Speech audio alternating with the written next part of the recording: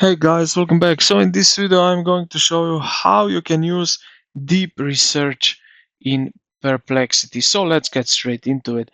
Now for deep research, basically this deep research is a feature for Pro and Max subscribers.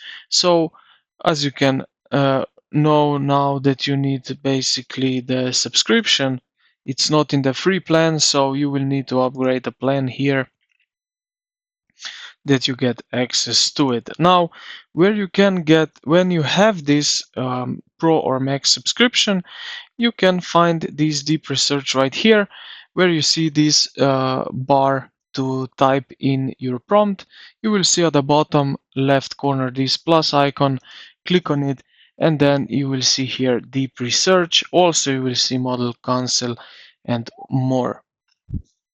And when you have it, when you are in the Pro version, just click here on the deep research and you will be good to go, and you can start typing. So you can type something like that. For example, uh, conduct a deep technical audit of the current solar cell efficiency breakthrough in 2026.